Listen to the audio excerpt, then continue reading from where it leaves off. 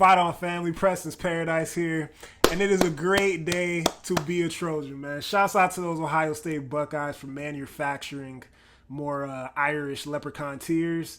And yeah, man, it's going to be a fun video. Just going to talk about some of the news over the last couple days. And yeah, talk about the specialist, man. This new kicker we bought in from UNLV. Pretty intriguing stuff. So here we go. Continuing with a bit of news from last night, right? This tweet came out last night after the game from NFL Rookie Watch on Twitter. Be sure you're following me on Twitter as well at Fight on Preston. If you're on Blue Sky, I made an account, Preston's Paradise on Blue Sky. No, it's not much of a community on there, but hey, man, hopefully maybe one day it'll pop off and go crazy. But I will be primarily still be using Twitter. So this tweet is crazy, right? Quinson Junkies, the greatest. This may go down as the best running back duo of all time. This is hilarious, right? As USC fans, you know, fans are running back we see the numbers here. Quinson Junkies, 194 carries, 1,000 yards, 161 receiving yards, 16 touchdowns, 1 national championship. Great. Congrats to you guys for the national championship. Henderson, 144, 1,016 yards, 11 total touchdowns. Now, you guys know where I'm going with this, right? When you look at the USC Trojans running back room of 2025 and look at the numbers we have here. Reggie Bush with 1,700 yards rushing. Lindell White with 1,300 yards rushing. Reggie Bush with 16 rushing touchdowns and Lindell White with 24 rushing touchdowns. Don't play, man. Don't play. Like, how soon they forget. Don't play with the USC Trojans. Don't play with those words, man, because we really know who is the best college football running back room of all time and running back duo of all time, right? Let's not get it twisted. I know you guys know this, but that was pretty funny. That was pretty funny.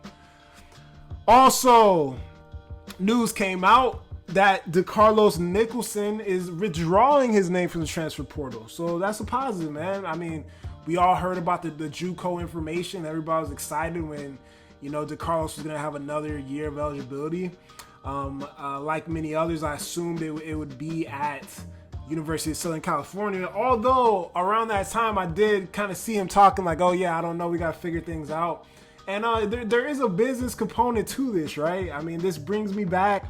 This brings us all back to NIL and, you know, what players are worth and whatnot. Like I said, I'm not going to go into this, man. I don't speak on, you know, people leaving the program. I know already what you know, I've been gone, but I have been aware of what's happened with the Pregnon situation.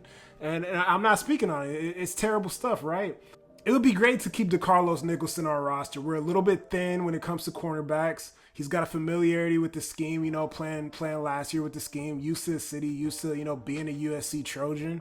So he's a great body to have. He's an older guy, experienced guy. So I hope they figure something out. The specialist here. I'm talking about freshman All-American out of UNLV, Kaden Chittenden. He is a USC Trojan, right? He's most likely going to be replacing Michael Lance, who was our kicker last year. So yeah, I mean, I look at this video here. This is Kaden Chittenden from about 4 years ago. I mean, the kid was a bit of a kicking prodigy, right, man? Just nailing things from 40, 50 yards and doing a good job. Was a freshman All-American at UNLV last year. Still is the all-time leader in field goals made in the state of Nevada when it comes to high school football. And let's look at some of the numbers of Kaden and what he did last year at UNLV. When you look at the numbers here, right? 78.8 field goal percentage, 98% extra point percentage. That's got to be damn near 100 or 100. But I like this breakdown. When you look at 30 to 39, he missed one. Like, I could live with that, man. These are the ones that we have to. These are important ones. These are the ones that are most likely going to fall in your lap most of the time. The 30 to 39 yarders. Now we go from 40 to 49. He only missed one there. So that's great, man. I care less about this 50-plus field goal, 25% mark, because that's a tough field goal, man. Like, these are emergency field goals that you just have to have at the end of the game. And, you know, these are not the types of field goals that you're going to be kicking on the regular. Now, these 30 to 39 and 40 to 49 yarders are going to be the kicks that you need, you know, throughout the course of the game to get you over that hump. And I know, man, with the team, what we witnessed last year, the small margin of victories, you know, Penn State losing by 3 points, the Michigan game, a lot of games that I'm not saying we lost because of the kicker, because that didn't happen. Michael Lance did not lose his games last season. But you never know, man. You never know. If you can take advantage of opportunity and you got a kicker that's accurate, and it just keeps everybody calm, and it gives you a bit more ways to go in terms of your strategy on, you know, what yards you got to pick up, what hash you got to get to, and what area of the field you got to get to be able to put some points on the board, even if it's 3 points. If you can't get to 6 or 7, right? Because Michael Lance was a pretty good kicker, you know what I'm saying? He's a pretty good kicker. But the 66% is tough, man. 66% is tough. He was in the 80s he was in the 80s in 2023. I don't know if it maybe it was a bigger stage, if that's why he was affected by it. But with this 40 to 49 yarders being 50%, it's not gonna cut it, man. You need a higher mark than that. But special teams isn't just about kicking, right? You know, it's about returning, it's about blocking, it's about a lot of stuff, man. In the return game, I believe we will be better than we were last year, because earlier on last year to maybe mid-season, before we saw the change from Zach to a Mekhi Lemon, we really weren't getting much production, you know, in terms of punts and kick returns, man. And I think we're going to be electric in the punt and kick return game next year. I believe Mekhi should stay on kickoff. I think Romero Ison is going to be a star in the special team games for the USC Trojans next year. Just the way I feel when I look at him on film, man, gives me shades of a Taquoy Sumler, a DeAnthony Thomas. I mean, just shiftiness in small spaces, and just his ability to go from 0 to 60 just like this, you know what I'm saying? And just obliterate all angles, man, and make it to the other way of the field, right?